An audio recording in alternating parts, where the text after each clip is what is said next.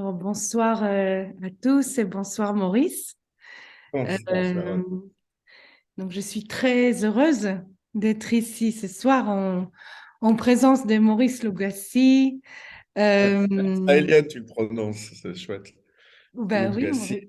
bah oui, Maurice Lugassi, auteur de ce livre que j'ai ici, Les Justes en Occitanie, des éditions Privat, qui est sorti le Mhm. mois dernier, 23 mars. Donc, moins d'un mois. précisément, C'est moins encore. d'un mois. Donc, Maurice, je me permets de raconter que tu es coordinateur du Mémorial de la Shoah pour le sud de la France, en tête Mhm. de l'antenne sud du mémorial implanté à Toulouse. Voilà, Euh, avec Hubert Strauss. Tout à fait. Que avec le mémorial et l'association Hebraïca, dont tu es président, tu œuvres beaucoup dans la région euh, pour la mémoire et pour promouvoir la culture juive et israélienne. Tu fais des actions dans plein de domaines, des créations de colloques, expositions, commémorations.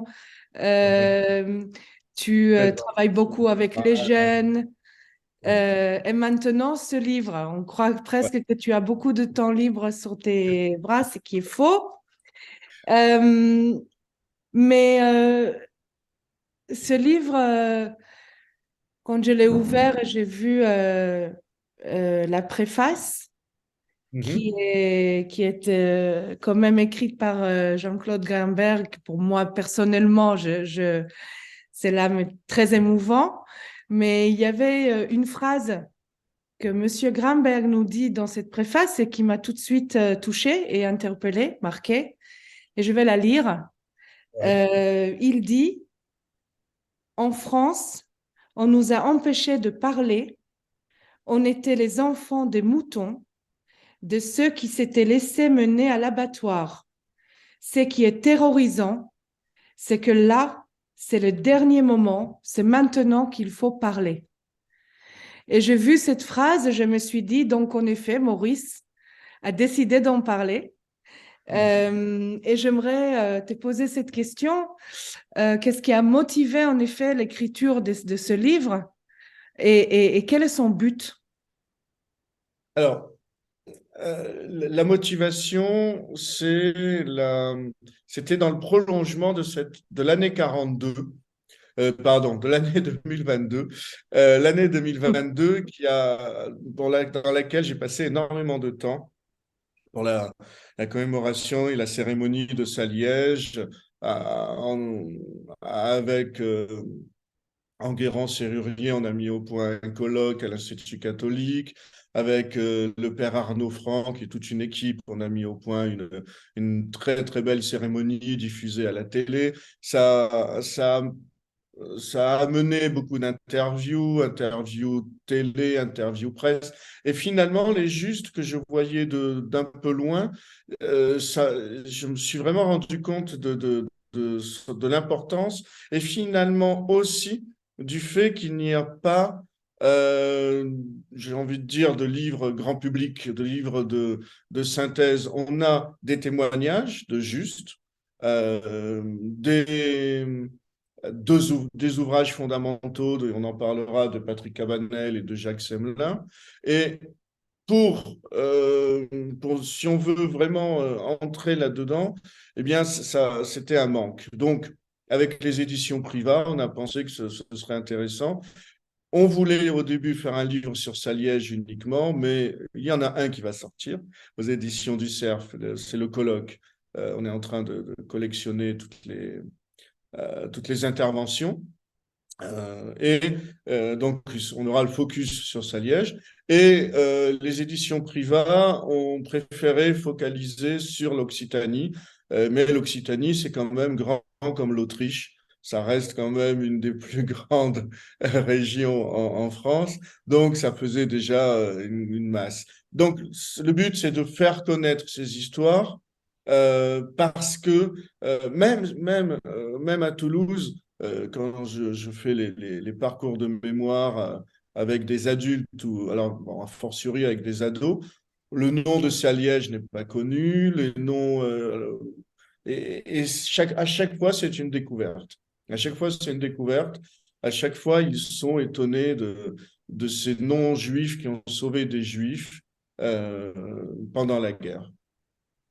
Alors justement, les non-juifs qui ont sauvé les juifs, moi je voulais en parler, ça me travaille.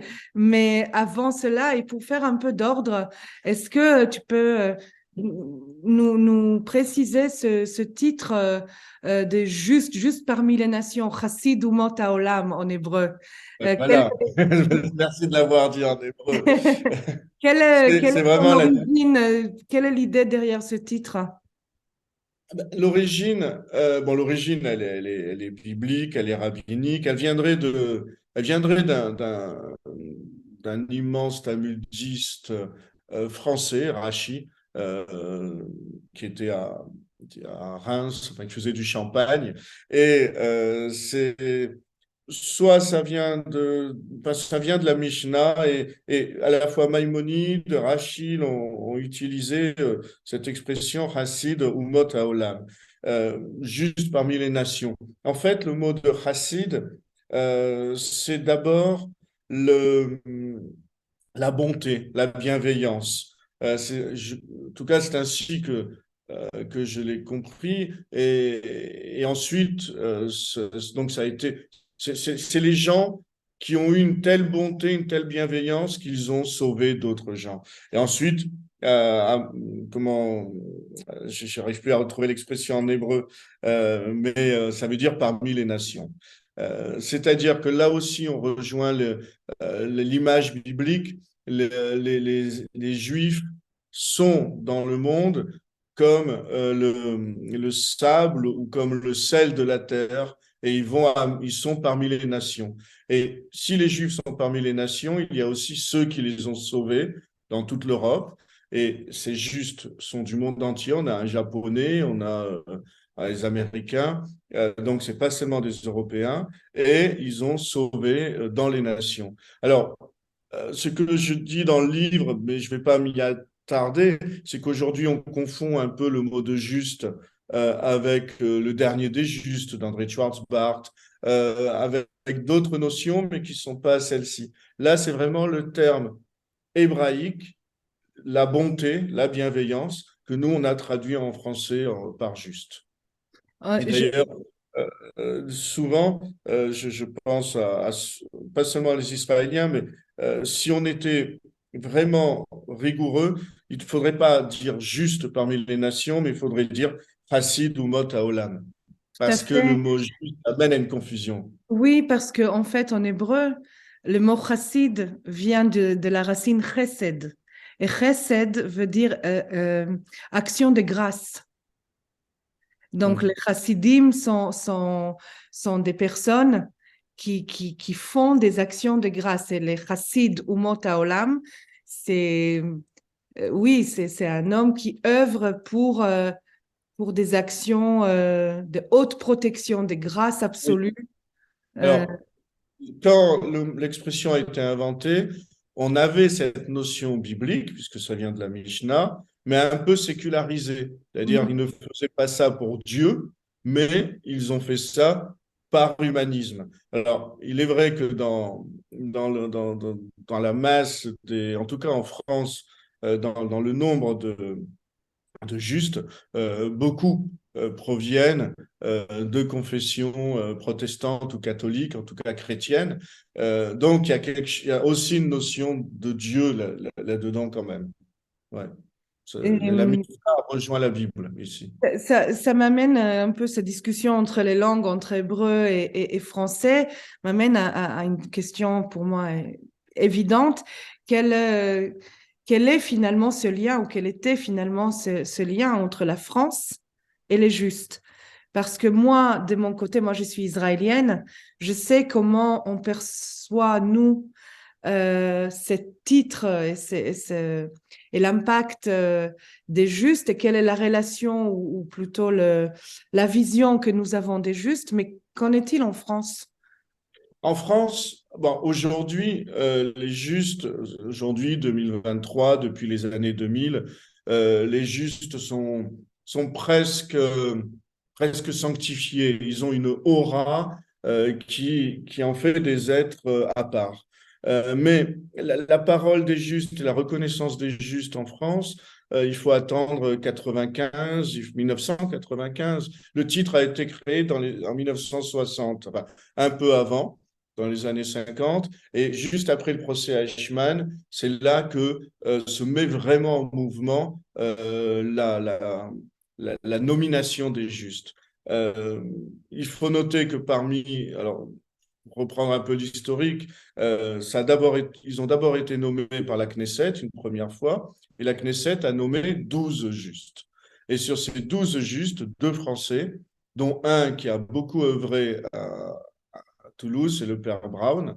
Euh, et le problème, c'est qu'il y avait aussi parmi ces 12 justes Schindler, et ça a posé problème parce que Schindler, certes, il a sauvé des centaines de juifs, mais selon la formule rituelle, au péril de leur vie et sans rien attendre en échange, péril de sa vie, oui, mais l'un des membres de la Knesset a dit d'accord, mais Schindler, il a quand même fait tourner ses usines grâce à cette main-d'œuvre gratuite.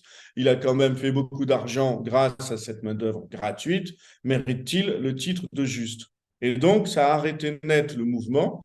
Et ensuite, le temps de réfléchir, de revenir sur ce dossier, euh, ils ont déjà changé les modalités. Donc, ce n'est plus la Knesset qui choisit les justes, mais un comité au sein de Yad Vashem. Et finalement, ça a été bien cet arrêt parce que non seulement Schindler a eu quand même le titre de juste, mais son épouse aussi.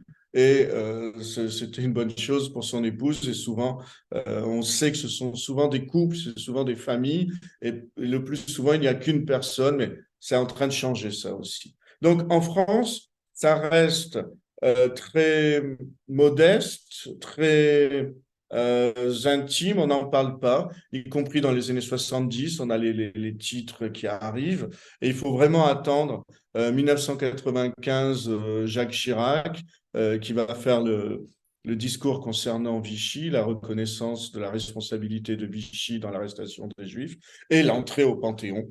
Et ça, l'entrée au Panthéon, c'est fondamental. Et là, ce qui est assez fabuleux, c'est que la, l'entrée au Panthéon, c'est aussi la libération de l'entrée au Panthéon des justes, c'est aussi la libération de la parole des déportés. Mais c'est 2005, c'est tard. Et le livre, Les Justes en Occitanie, il a un sous-titre, Cette page de lumière dans la nuit de la Shoah, c'est extrait du discours de Simone Veil au moment de l'entrée au Panthéon des Justes. Donc, je dis 2005, non, c'est 2007. Et donc, c'est vrai qu'aujourd'hui, on connaît la notion grâce à Simone Veil, grâce à des À films comme Spielberg. à La liste de Schindler, qui a été un immense révélateur. On va ressortir au cinéma Au revoir les enfants de Louis Malle et le curé qui va lui être emporté avec les enfants qu'il avait préservés dans son école. Donc, c'est devenu vraiment une figure absolument fabuleuse, même dans le sens un peu magique. Et c'est vrai qu'avec les adolescents, je parle beaucoup de cette banalité du bien et du modèle que comportent les justes. Alors justement, les justes, un homme d'affaires, un curé, qui étaient ces justes? Est-ce qu'il y avait quelque chose qui les lie ou est-ce que c'est... Ouais. C'est quasiment la première question que j'ai posée à Patrick Cabanel, puisque dans ce livre, il y a des entretiens avec Cabanel et Semelin, donc les deux grands spécialistes, euh, outre la préface de Grabert, puis des entretiens avec des enfants cachés. euh, donc que j'ai pu faire cet été comme entretien. Et la réponse, elle est fuyante. Il y a autant de cas de juste qu'il y a d'humanité. On n'a pas. Il fait une typologie, on peut voir une typologie, on peut voir des périodes surtout. Dans un premier temps, on a les protestants, c'est vrai. La CIMAD, où ils ne sont pas vraiment protestants, mais les Quakers, les Suisses de la Croix-Rouge suisse, plutôt que la Croix-Rouge française. Donc, dans un premier temps, des protestants. Et puis, à partir de 42, enfin, il y avait quelques catholiques dès le début, et surtout à partir de 42, à partir du 23 août 1942, la lettre de Saliège, là, les catholiques sont complètement dans l'action, les écoles catholiques, les couvents. Et donc, on a ce phénomène. Mais outre les protestants et les catholiques, beaucoup de laïcs, beaucoup d'instituteurs, ça fait partie aussi d'un contingent important, c'est-à-dire finalement celles et ceux qui, dans leur quotidien, avaient la possibilité d'aider. Ça ne veut pas dire qu'ils l'ont tous fait, mais ceux qui avaient la possibilité d'aider. Donc, les ouvriers, par exemple, les usines continuent à tourner, ils ne partent pas tous dans le STO, donc de service de travail obligatoire. Donc, les ouvriers, par exemple, il y en a très peu, sont très peu représentés, mais ils avaient peu de chance, je veux dire chance, de côtoyer des juifs durant cette période. Donc, des employés de mairie, oui, les instituteurs, oui, des gendarmes. Donc, on peut voir comme ça des listes, ma liste évidemment, elle est très incomplète, mais on voit comme cela des gens qui sont au contact des juifs par leur profession ou par leur activité syndicale, activité associative, dans des associations caritatives catholiques ou protestantes. Donc, euh, c'est assez divers. Finalement, c'est très diversifié. Et Et puis, il fallait. finalement, pardon. Non, non, puis on a des cas, c'est les voisins, donc les voisins, quelle que soit leur profession.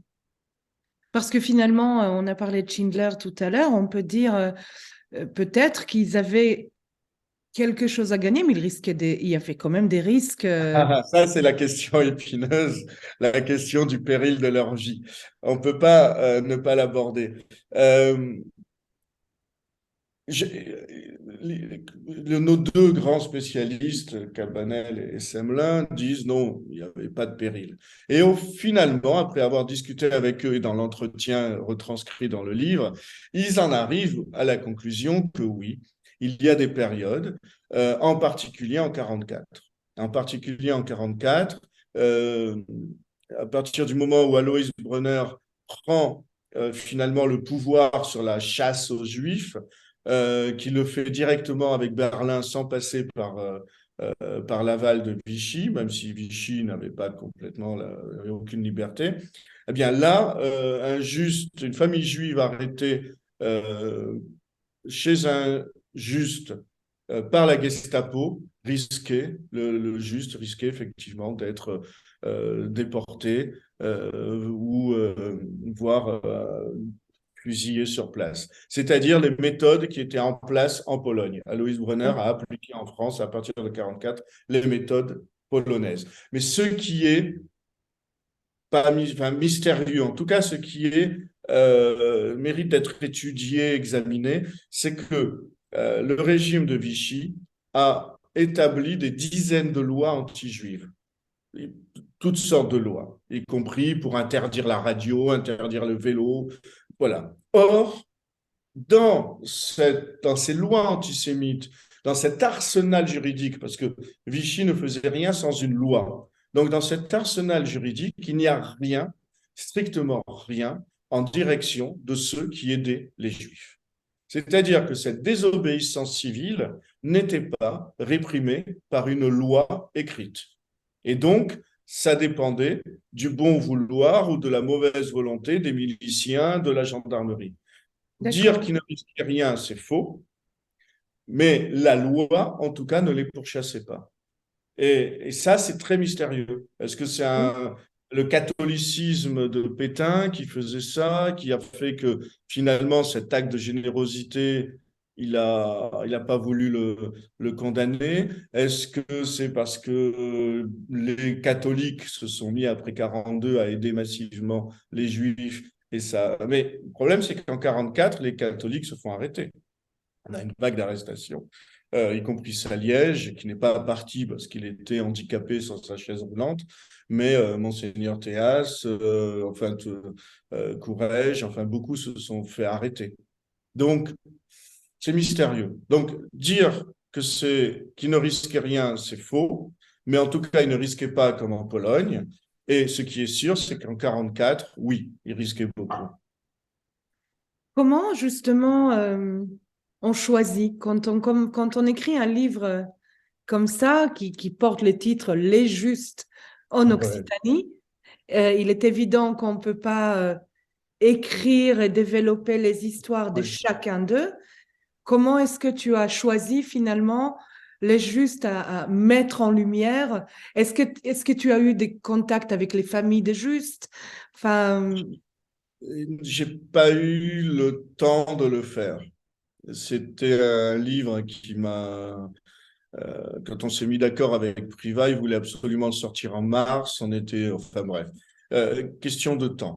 Donc j'ai côtoyé des justes auparavant, donc ça m'a permis euh, d'avoir comme cela des modèles. Mais en réalité, ce qui m'a...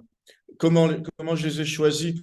Le but, c'était de faire un livre euh, qui, qui s'adresse à tout le monde. Donc, j'ai choisi les justes que j'évoque là. Alors, d'abord, ce qui est très important, c'est que tous les justes méritent qu'on parle d'eux. Et c'est pourquoi j'ai tenu absolument, et il a fallu que je le répète plusieurs fois, mais c'est fait, qu'à la fin du livre, l'intégralité des noms des justes en Occitanie, en tout cas au moment où le livre a été imprimé, depuis il y en a encore deux, il y en a encore d'autres qui arrivent, qui seront nommés, mais l'intégralité des noms des justes sont inscrits. Ils méritent tous d'être lus, d'être connus.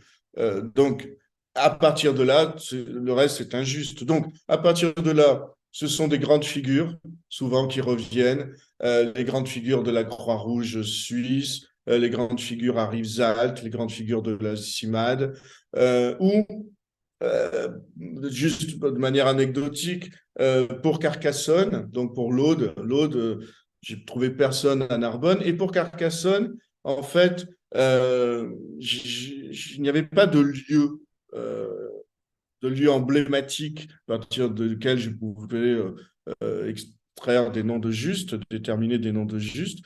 Et j'ai retrouvé l'histoire d'un acteur français que j'aime beaucoup, qui fait très peu de cinéma et beaucoup de télé, c'est Volkovitch. Et Volkovitch, dont la famille a été sauvée à Carcassonne. Et donc, et puis c'était intéressant parce que à Carcassonne, il y a une impasse des Justes, et c'est le nom de cette famille. Ils étaient trois couples, et ils ont sauvé comme cela deux familles de Juifs, dont celle de l'acteur Volkovitch. Donc, ça s'est fait euh, en fonction des grands noms, en fonction des grands lieux, ceux dont il fallait absolument parler, et puis ensuite en fonction des rencontres soit réelles, comme à Aulus, soit à travers des interviews, des articles de presse. très bien.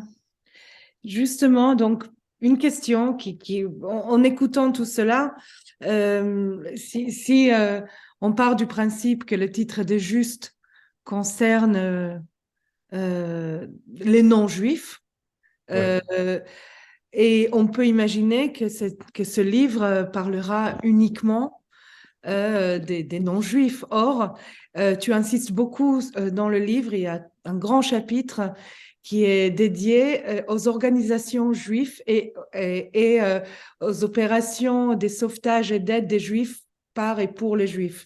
Est-ce qu'on peut en savoir un peu plus? Oui, en fait, par rapport j'ose pas dire mes prédécesseurs, tellement leur œuvre est immense, à Patrick Cabanel et Jacques Semelin, mais par rapport à leurs écrits, la, comment dire, la nouveauté de ce livre, ce qu'il apporte de neuf, c'est effectivement une focalisation sur les organisations juives. Et effectivement, il n'y aurait, comme ils le disent, ils le reconnaissent, il n'y aurait pas eu de juste sans les organisations juives. Elles étaient au début de la chaîne, j'enlève l'expression chaîne, elle n'est pas belle, au début du processus, c'est-à-dire, par exemple, l'extraction des enfants des camps d'internement, avec la CIMAD, avec les autres, on avait l'OSE en particulier, et les EI aussi. Donc, au début, pour les amener, les enfants, dans les maisons, pour les accompagner, il fallait des assistantes sociales et de très, très belles figures qui n'ont pas de titre, qui mériteraient des titres, comme André Salomon, par exemple. Et puis ensuite, ce qui est extraordinaire, c'est que ces enfants qui étaient séparés des parents, qui étaient dans ces familles, eh bien, ces assistantes sociales venaient le plus souvent possible pour les voir, pour leur donner des nouvelles, dans le meilleur des cas, des parents, mais aussi pour amener la pension. C'est Jean-Claude Grimbert qui raconte comment son frère, qui était plus âgé que lui, il a eu très, très peur lorsque sa mère ne pouvait plus envoyer d'argent. Il a eu très peur d'être livré aux nazis. Enfin, bon, mais cet argent, on pourra en parler, mais lui, il pose pas de problème. Il fallait aider ces familles à nourrir des enfants ou à nourrir des familles. Donc, ça n'a jamais posé de problème. C'est pas polémique, c'est pas un sujet polémique. Mais ces organisations juives, oui, elles sont là au début, elles sont là pendant. Parfois, il fallait extraire des enfants d'une famille parce que l'enfant se sentait très malheureux ou la famille n'a pas été bonne avec l'enfant, elle le maltraitait ou elle lui demandait des tâches agricoles qui étaient au-dessus de ses forces. Donc, ils enlevaient l'enfant, ils le mettaient ailleurs. Donc, il y a un suivi qui se fait. Et ça, on n'en parle pas. On a l'impression que le juste est une île de bonté au milieu d'un océan de barbarie. Mais il y a plusieurs îlots, enfin en tout cas plusieurs bateaux qui amènent à ces îles-là. Et ces bateaux, c'était uniquement, euh, pas uniquement, mais essentiellement les organisations juives. Pas uniquement parce qu'il y avait aussi par exemple, pour aller à Massip, eh bien, ça se faisait depuis Toulouse avec Mademoiselle Thèbes qui appelait les sœurs Bergon à Massip. Et ensuite, elle prenait le train, elle venait les chercher, elles allaient en train. Donc, c'était pas seulement, mais 98% des enfants qui sont allés chez des justes ont été emmenés par des membres des organisations juives, en particulier les EI et l'OSE. Et puis, l'OSE est né en 1912. Ils avaient une très grande expérience à la fois psychologique et, euh, et matérielle, logistique. Les EI sont nés juste avant la guerre. C'était une intuition salvatrice de Robert Gamzon et son épouse. Il pensait que Paris serait bombardé, il fallait amener les enfants juifs vers le sud où ils seraient protégés, mais ils ne pensaient pas que ce serait à ce point. Ce n'était pas les bombardements dont ils ont préservé les enfants, c'est la déportation. Et ils ont cette expérience que n'ont pas les autres organisations. Et par exemple, la CIMAD, l'organisation protestante, euh, a les moyens matériel de sortir les enfants des camps, mais ils n'ont pas les moyens, ils ne savent pas quoi en faire. La CIMAD n'a pas de maison. Or, les EI, comme l'OSE, ont des homes, ils ont utilisé le mot en anglais, ont des maisons d'enfants, et la CIMAD remettait les enfants aux organisations juives. Et on a comme cela, dans 40 à 42, ces organisations juives qui agissent, en particulier les EI, qui se fait appeler alors la sixième, qui agissent dans toute légalité, parce qu'ils sont reconnus par Vichy, ils sont visités par des inspecteurs de Vichy, on vante les qualités des fermes, par exemple, mises en place, le retour à la terre.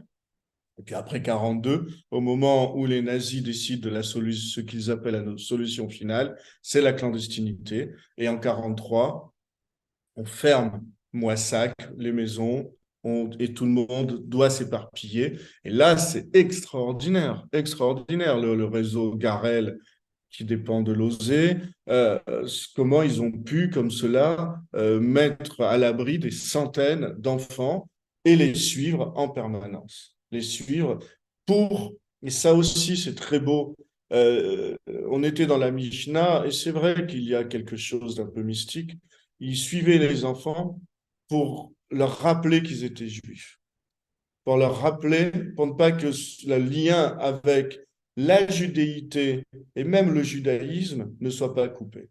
À Moissac, ces enfants faisaient Shabbat et les fêtes. Manger cachère, c'est une autre histoire, c'était très compliqué. Tu Ils peux nous faisaient raconter un peu plus l'histoire des Moissac, justement?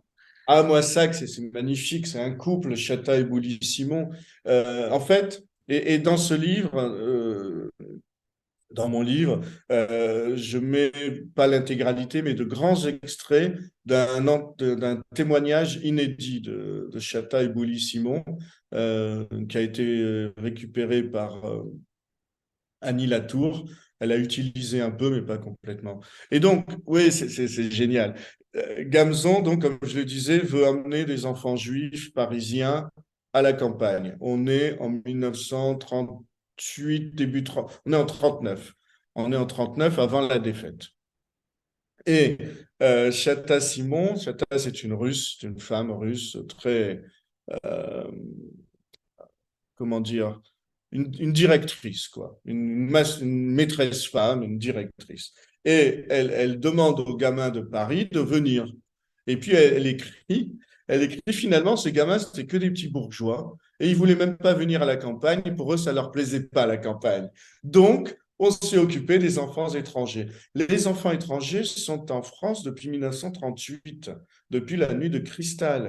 Depuis la nuit de cristal, on a déjà beaucoup d'enfants et de familles qui sont là et qui sont pour l'instant un peu recueillis par des sociétés caritatives, juives essentiellement, mais aussi les Quakers, et qui vont être très vite enfermés.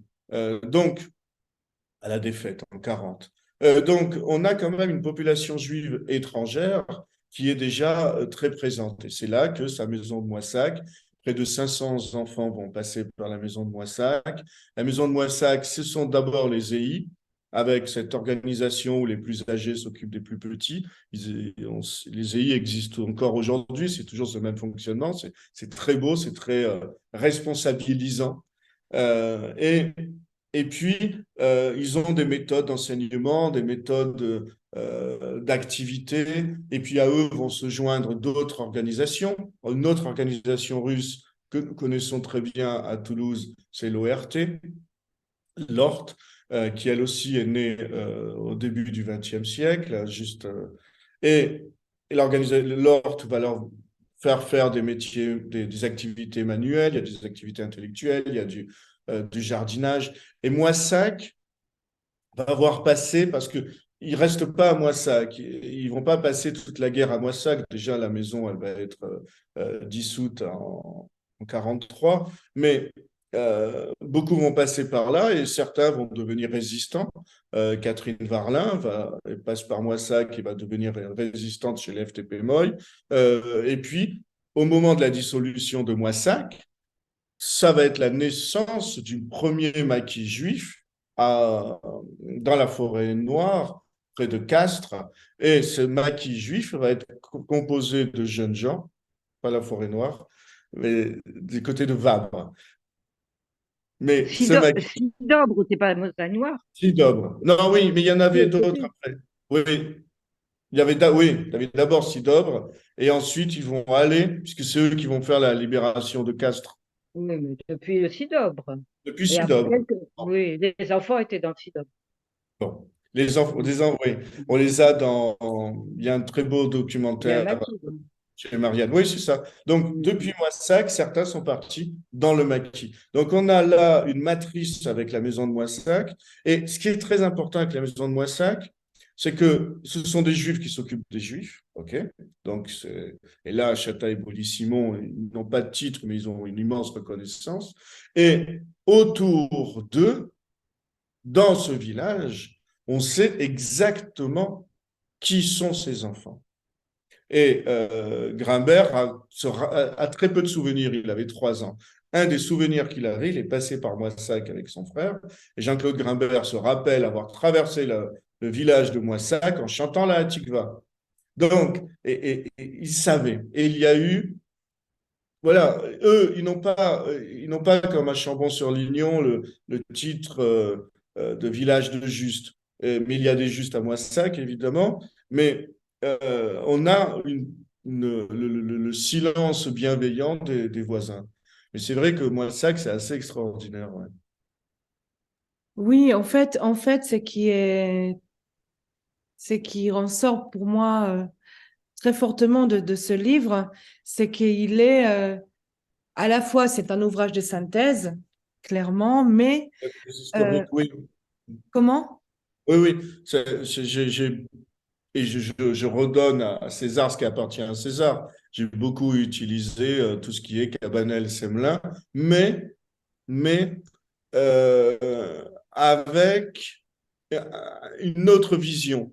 Et en fait, je me rends compte que, pardon, je t'ai pas, c'est Il n'y a pas, pas de mais je souci. me rends compte que dans la vie, je suis comme dans l'écriture, c'est-à-dire avec finalement une forme de militantisme. Je montre sans arrêt que les Juifs, certes, ce sont les victimes et il faut les aider, mais ce sont aussi les résistants et c'est eux qui ont aidé.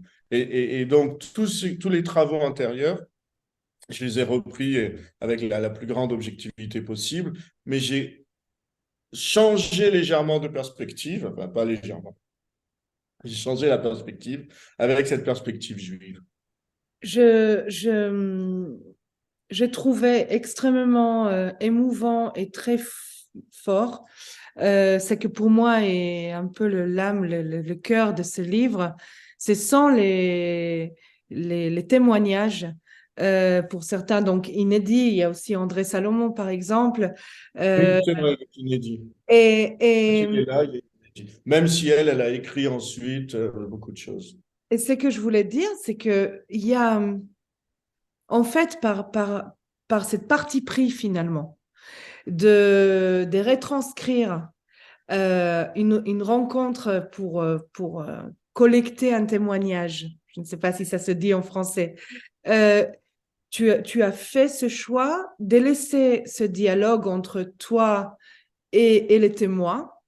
Euh, Quasiment, en tout cas, on a l'impression, il y a cette dimension d'oralité, une conversation, Ah, et les traits finalement, grâce à cela, les traits de ton interlocuteur, son caractère et presque l'imaginaire, enfin, pour nous lecteurs, euh, s'éveille de suite, ce qui rend à la fois cet ouvrage, j'aime pas les mots accessible, mais ça nous touche dans le niveau euh, le plus humain. Enfin, il y a quelque chose qui nous touche. On peut pas en rester indifférent. Donc, je voulais absolument savoir quelle était cette expérience de conversation avec ces personnes qui sont citées dans ce livre. alors, il y a deux niveaux enfin, il y a 3 niveaux d'interview. Je parlerai de Grimbert peut-être plus tard. Ça, c'est à part. Je l'ai Grimbert, gardé pour la fin, moi. Je ouais, veux c'est une absolument expérience de savoir. vie avec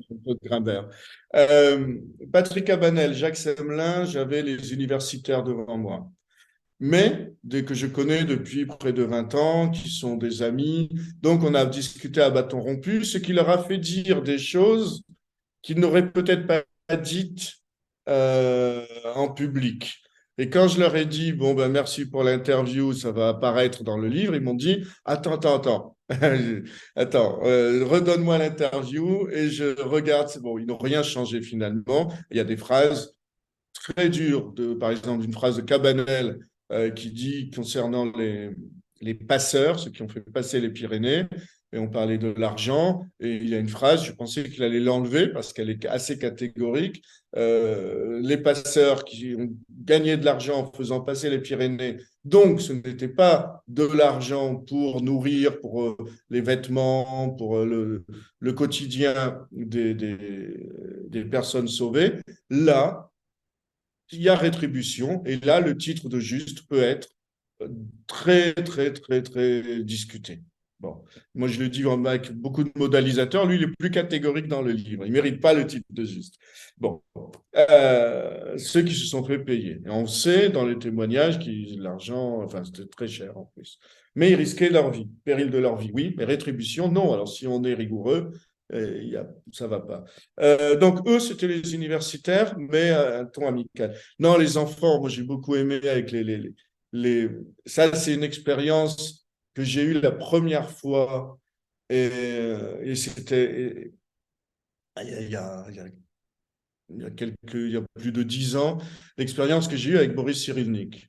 Et rappelle-toi, Sharon, c'était à Bordeaux, et c'était la première fois que j'interviewais Cyrulnik, et c'était la première fois qu'il parlait de son enfance et de son arrestation. C'était ta décision, si je me souviens bien, c'était encore une fois un parti pris Oui, de... mais c'est toi qui me l'avais soufflé. Et je ne savais pas comment faire avec Cyrulnik. Je ne savais pas comment lui parler de son enfance. Et tu m'as dit, parle à l'enfant qui est en lui. Et ça a très bien marché. Et enfin, Et moi, j'en ai gardé lui-même un était, merveilleux. on était très ému, si je me souviens bien. Lui-même Oui, était étonné. Oui. ça. Je n'ai pas parlé aux savants, aux docteurs, mais j'ai parlé à l'enfant. Et c'est ce que j'ai fait avec Daniel Raab, avec Élie, avec Élie, voilà, c'est devenu des chasseurs, des amis déjà. Mais j'ai parlé à ces enfants et ils racontent des choses d'enfants. Et c'est vrai que ce que j'ai voulu aussi, Élie Kampf, ce que j'ai voulu aussi garder, c'est le ton naturel. Donc, c'est vraiment une retranscription presque de manière radiophonique. Avec, et d'ailleurs, vous savez comment ça se passe dans les éditeurs, il y a double correction, une correction historique, une correction orthographique, une correction syntaxique, et j'adore ça. Et, et là, on me posait des questions, et pourquoi il dit comme ça? Et je dis, ben non, c'est l'oral. Mais là, il se répète, on garde les répétitions. Je voulais pas du tout polir leur interview. Et ça donne effectivement ben, les enfants, les souvenirs d'enfants. Quand Eli Kampf raconte, c'est merveilleux, quand il raconte que dans la maison où il était avec ses parents, on lui avait dit que les Allemands allaient passer pas loin. Et donc, il prend des gravillons et il fait des petites mottes de gravillons. On lui dit, mais qu'est-ce que tu fais avec tes gravillons? Et il répond, c'est pour empêcher les tanks d'arriver. C'est très beau. Et Jacques Fijalkov, qui, justement, les rencontres à la Cône, enfin, c'est un grand monsieur, Jacques Fijalkov, vice-doyen de l'université Jean Jaurès, une bibliographie importante dans sa spécialité, mais avec la Cône, et, et qui raconte, lui, les traumatismes qu'a été... il raconte quelque chose de très beau. Et je ne l'avais jamais entendu dire comme cela. Il dit qu'il a été 3 fois traumatisé dans cette guerre, enfant. La première fois, quand son père a été déporté, il a senti le premier manque. Et il en a voulu à son père. Ça, c'est un phénomène assez fréquent. On en veut aux parents d'avoir été arrêtés, de ne pas avoir été là, de ne pas avoir été aussi fort qu'on l'imagine. Deuxième fois qu'il a eu le manque, quand sa mère, parce qu'elle pensait ne pas pouvoir s'occuper de lui comme elle le voulait, l'a laissé à une famille. Et donc, deuxième manque, l'abandon de la mère. Et le troisième manque, alors là, il est surprenant, j'ai presque envie de vous laisser le lire, mais bon, je vais vous le dire. Le troisième manque, c'est quand sa mère vient le chercher et qui ne veut pas aller avec elle. Et qui s'est tellement attaché à sa famille d'accueil qu'il ne veut pas aller avec sa mère. Et voilà, c'est des choses euh, que c'est des choses qui nous amènent à l'humanité. Et c'est ça aussi que je voulais. C'est pour ça que j'ai laissé des grandes parties de témoignages de André Salomon, de Chatabouli. Elle parle à une dame qu'elles connaissent, Annie Latour, c'est à partir des archives au mémorial de la Shoah. Et donc, elle parle comme cela, tranquillement. Et c'est ça que j'ai voulu. J'ai voulu quelque chose d'accessible et d'humain, parce que ce sont des histoires d'humains. Et souvent, moi, C'est totalement présent, c'est totalement réussi en tout cas, parce que ça nous attrape et on voit les enfants qu'ils étaient, une fois de plus. Alors, Euh, on les voit d'autant mieux qu'on a des photos. On Alors, a j'allais en venir. Des ah photos ouais, magnifiques. Jacques Fijalkov, enfant, Daniel Rabe, enfant. Enfin, c'est une idée de l'éditeur et c'est très beau aussi. En fait, de même que la couverture, on a mis le focus sur les enfants. Là encore, les justes, oui, mais il y a le reste, quoi. Et le Oui, reste, c'est le plus, enfin, c'est pas le plus important, oui. c'est aussi important. Les organisations juives, les enfants, les familles. Donc, Complètement. Par exemple, je ne sais pas si on voit, mais c'est des pages comme ça, alors, doubles. on a des très belles photos qui nous viennent Magnifiques. du camp de Rivesaltes. Ils ont, ils ont comme cela des photos en libre usage, enfin quasiment en libre usage, des photos de Moissac. La photo d'Élie, sa photo enfant, elle est magnifique, Oui, elle est superbe. L'éclairage, c'est superbe. Et oui. d'ailleurs, il a offert un livre à chacun de ses petits-enfants. Et ils connaissent plus ou moins son histoire, mais là, ils auront son histoire. Et pour eux, ça ouvre, il est temps. C'est pour ça la phrase de Grimbert que tu as citée au début, c'est le génie de Grimbert. Il a tout dit, à la fois le silence après la guerre, et maintenant que tout le monde se met à parler, c'est presque trop tard. C'est presque trop tard. On est dans l'urgence, le silence puis l'urgence. Alors justement, revenons 2 minutes à Grimberg, parce Ouais. que j'ai eu la chance de te voir avant l'entretien et après. Et donc, moi aussi, j'ai une histoire inédite, car avant, c'était quand même pas rien. Ah non, ah Tu, non, non, non.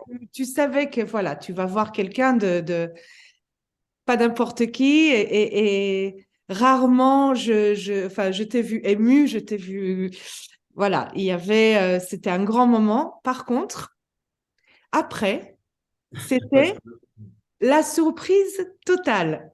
J'ai Ouais. l'impression que cet entretien, et d'ailleurs, on le sent en lisant la préface, il s'est livré complètement d'une manière presque associative. Non, pas Hmm. associative, d'association Association d'idées. d'idées. Oui, c'est Oui. ça. C'est ça. Et je voulais, est-ce que tu peux nous Ouais, raconter où, comment c'est important. et quelle était la nature de votre rencontre?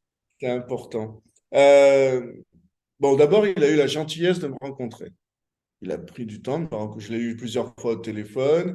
Et c'est un vieux monsieur, évidemment, et qui est très réticent à tout ce qui est électronique. Donc, pour lui, il était hors de question de faire un Zoom. C'était à Paris. Bon, très bien, Paris. Mais déjà, il a eu cette gentillesse-là. Et il me donne rendez-vous dans un endroit très singulier face au Sénat, au café Tournon. Au Bon, tournant, qui est alors, j'arrive un- au café oui, Tournon. Ouais, attends, et j'arrive au café Tournon, et il est déjà installé à une table. Je le rejoins. Et la première chose qu'il me dit, de quoi briser totalement l'interview et le moindre contact. Pendant la guerre, j'étais enfant, je ne me rappelle de rien. Donc, voilà, les enfants cachés, il n'en a aucun souvenir. Il dit, il aurait fallu en parler à mon frère, mais il est mort. Bon, bam, premier contact. Deuxièmement, je ne suis pas historien et je sais que raconter des histoires. Bon. Et il était assis devant un petit panneau en tout doré au café Tournon. Ici venait Joseph, hmm, Joseph Roth. Joseph Roth, euh, euh, et puis je ne sais plus quoi. Et là, moi, ça m'a fait un choc parce que Joseph Roth, la marche de Radetzky, le Job, mais avant ça s'appelait, je sais plus, l'âme, magnifique. Enfin, et ça m'a fait un choc. Donc je reste bouche bée et Joseph Roth était là. Et on a commencé à parler de Vienne, de la littérature viennoise. Et après, ça a tout débloqué. Et il m'a raconté un tas de choses et j'ai pris des notes comme j'ai pu. Parfois, il me disait non, ça ne l'écrivez pas. Non, non, non. Et donc, j'avais préparé quelques questions, mais elles ont été tout de suite sabotées par lui. Et ensuite, après, on est resté une bonne heure comme ça à discuter. Et ensuite, il me dit, venez avec moi. Il est allé s'acheter de quoi manger au bon marché, là, des petits steaks hachés, de légumes. Enfin, et je l'ai accompagné jusqu'à sa porte. Et avant qu'on se quitte, il me dit, vous savez, Joseph Roth, c'est mon auteur préféré. Et donc, j'avais. Bon, et c'est là aussi, c'est ma double casquette qui déplaît à certains, qui déplaît à d'autres. Je suis prof de lettres, je fais un livre d'histoire.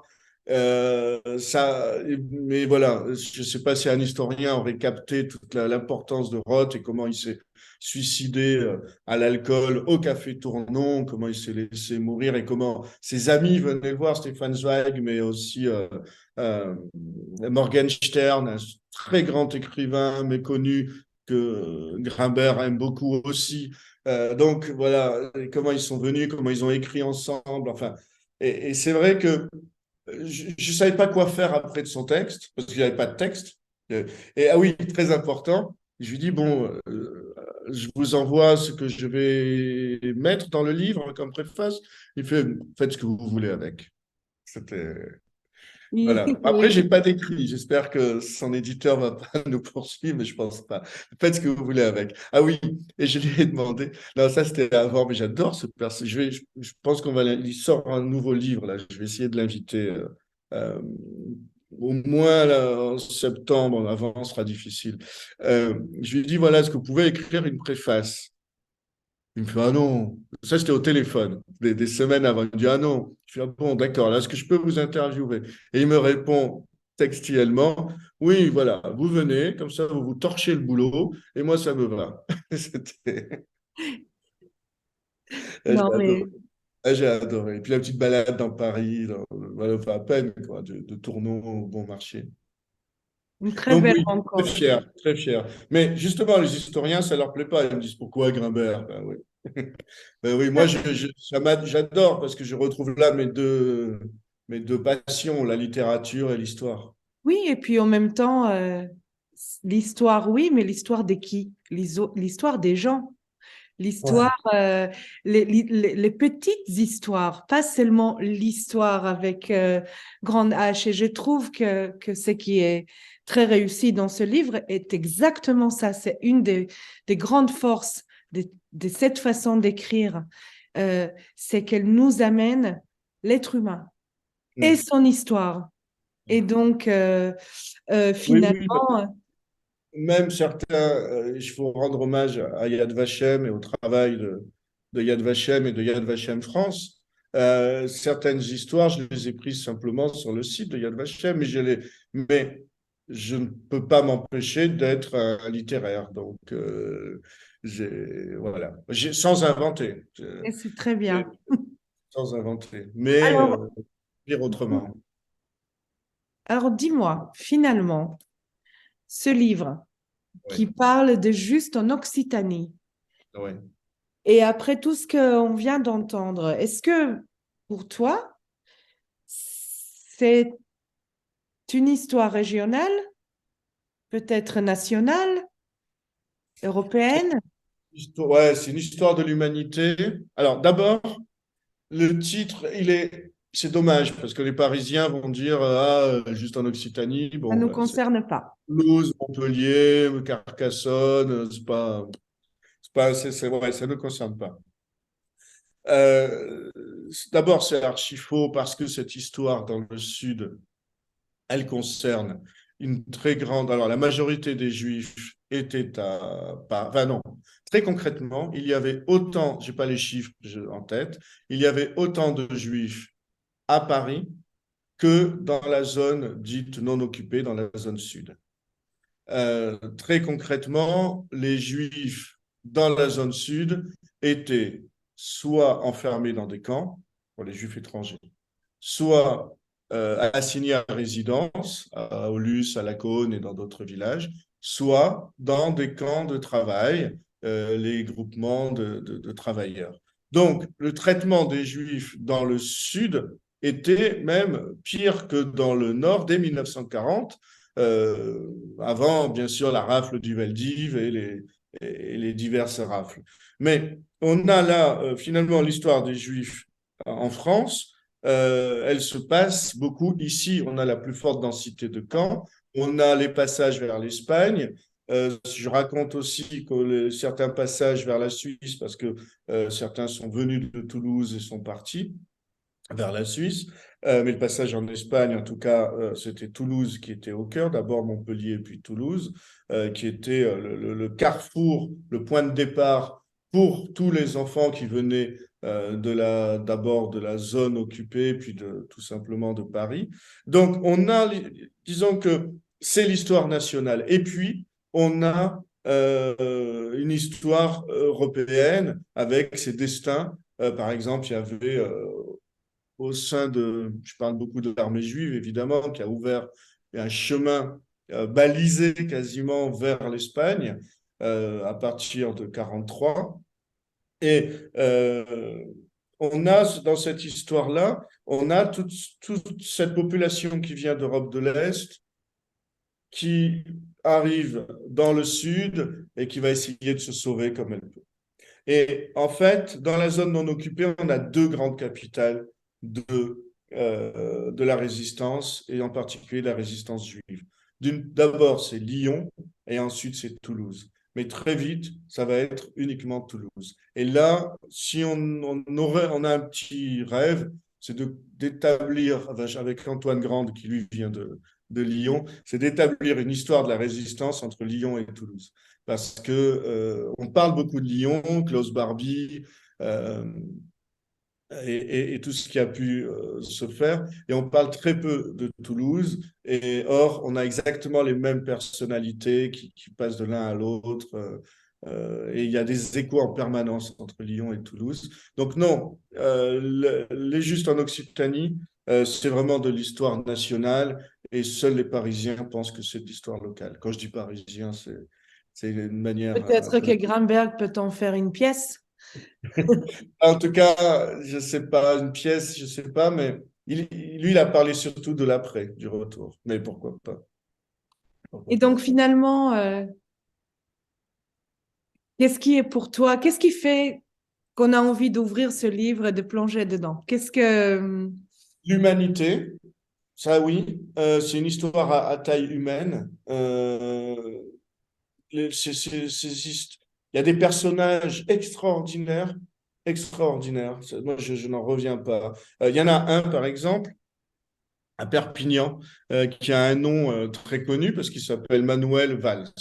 Mais il s'appelle Manuel Valls de Gomis. Et d'ailleurs, Joseph Calvet, l'historien à Barcelone, est en train de faire une monographie sur Manuel Valls.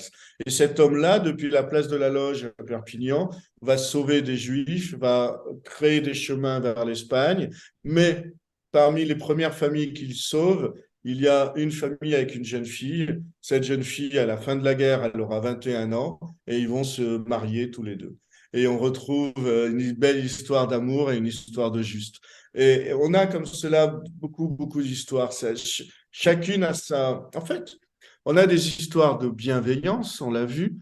Et, et c'est à une époque où on a tellement l'impression qu'on continue des génocides, qu'on est dans la guerre, qu'on est dans une surdité où on fait qu'on n'entend pas des manifestations, des choses comme ça, je ne sais pas.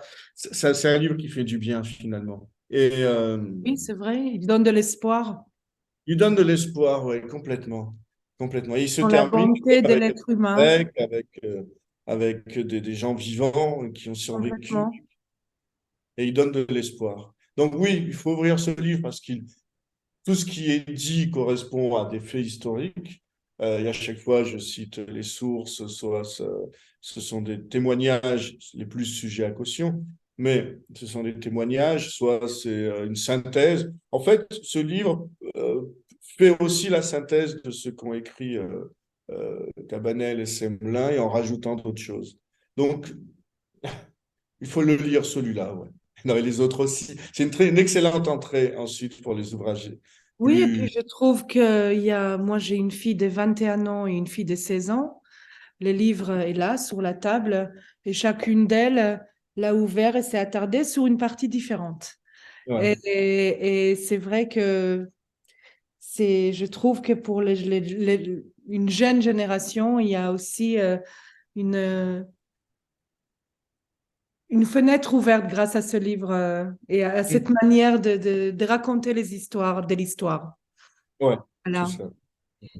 Bien. Et ben, une toute dernière question et après, je ne sais pas si il y aurait d'autres Oui. questions. Des projets? Quoi maintenant? Alors, on est en train de collecter les articles pour un ouvrage sur le réseau Saliège aux éditions du Cerf. Mais ça tarde, c'est très pénible, ça, parce que j'en écris pas à temps. Donc, on leur court après. Je continue à travailler sur l'armée juive, mais je ne sais pas ce que j'en ferai, mais je découvre tous les jours de nouvelles choses, quoi. C'est là, il suffisait de tendre la main. Donc, voilà, après, il y a toutes les activités. Là, je vais présenter à, à Perpignan, à Montauban, peut-être à Toulouse, mais ça, au revoir les enfants de Louis Malle. Et là aussi, par la présentation et la discussion après, je voudrais donner un peu de l'arrière-plan de ce film-là et de ce film. Et lui, il est déjà très humain et montrer aussi cette humanité bienveillante. Donc bon, après, ça n'arrête pas. Et dans l'écriture, Aventure en aventure. ouais, c'est ça. Très bien. Et avant de voir si il y a d'autres remarques ou questions, je voulais juste mentionner que, sauf erreur de ma part, les prochains jeudis de auront lieu le 20 avril. C'est bien ça? Avec Izzy Morgenstern? C'est bien ça. Ouais. Voilà. Bon, est-ce qu'on peut débloquer les micros ou c'est chacun, C'est chacun qui, chacun? si vous avez Donc, quoi. s'il y a des Moi, questions, des remarques. moi, je veux bien, en fait. Je trépignais parce qu'en fait, c'est génial, là, ce Zoom. Enfin, sincèrement, Maurice, waouh. Et puis, euh, et puis c'est Maureen, c'est ça? Morane? Pardon. Sharon, Sharon, pardon, désolé. Sharon, comme Sharon, Stone. je suis désolé, Sharon. Non, enfin, l'échange était passionnant, c'était assez merci. génial. Et juste, alors, j'ai noté plein de trucs quand vous parliez. Euh, t'as parlé du silence bienveillant des voisins. Et Ouais. en fait, alors j'ai bien aimé cette expression parce que ça fait un écho plus positif euh, aux voisins par exemple, de Pologne ou Ouais. ailleurs. Voilà, je me dis bon, ouais, Mais, il y a quelque chose à creuser. ah oui, Attendez, excusez-moi, parce que ça n'arrête pas de sonner là. C'est en un peu fait, terrible. Oui, le rêve, mon rêve, ce serait de faire un livre sur le silence dans cette période. À la fois le silence qui fait que les familles sont emmenées et avec sans que personne ne les plaigne, mais le silence salvateur. Et c'est vrai que ce silence, alors voilà, parmi les gestes, parmi celles et ceux qui méritent toute reconnaissance, mais qu'ont-ils fait d'autre que d'être silencieux? Et pourtant, c'était fondamental, c'était tellement important d'être silencieux. ouais. Et j'avais une question en fait parce que moi, alors chronologiquement, je ne sais plus trop bien, mais il me semble qu'avant de parler des justes, peut-être que la parole est arrivée des enfants cachés, peut-être. Mais Mais je non, sais. Non? très peu. Très, très peu. Non, non, c'est d'abord les Justes dont on a mis en avant la parole et le Panthéon, D'accord. évidemment, ça a été. Et ensuite, on a effectivement euh, la parole des enfants cachés. Non, c'est- enfin, dans la chronologie, on a la parole des déportés avec les travaux d'Annette Vievorka et on est dans les années 80. Mais ça n'arrive pas au grand public. Années 80, on va avoir à la fois Lanzmann, le film Holocauste, et ensuite 90, Schindler. Et là, ça va vraiment être des détonateurs. Et on va avoir les déportés. Et après les déportés, quasiment en même temps, les justes. Mais les enfants cachés viennent plus tardivement encore. Et d'ailleurs, Exactement. ça manque aujourd'hui. On a des témoignages. C'est maintenant, par exemple, Ouais. que on va enregistrer les témoignages des enfants cachés. Pendant très longtemps, on s'est focalisé sur les déportés. D'accord. Merci. En tout cas, c'est génial. Et alors, j'avais dit que je l'avais à peine ouvert. En fait, il se trouve que c'est marrant parce que le livre, je ne sais pas si vous le voyez, mais il va falloir que je le découpe à l'ancienne. Ah Vous voyez. bon? Ah ouais? C'est C'est rigolo, mais moi, drôle. j'aime bien, en fait. Ah Euh, ouais? ouais. Mais Ah c'est pas ouais. grave, ça me dérange pas. J'ai un coupe page qui me vient Ah, de c'est mon vrai. grand-père. Ça va être rigolo. Et Ouais. je suis bien content finalement de l'avoir à peine ouvert parce que franchement, enfin, vraiment, je tiens à vous remercier tous les deux parce que ça donne vraiment envie. Enfin, bravo. Bon, tant Chapeau. mieux. Et justement, alors, encore, je suis intarissable, pardonnez-moi, mais ouais, ouais, effectivement, ça donne une bonne lumière d'espoir dans le marasme mondial, on va dire. Ouais. Voilà. Merci énormément à tous les deux. Merci. Merci à toi.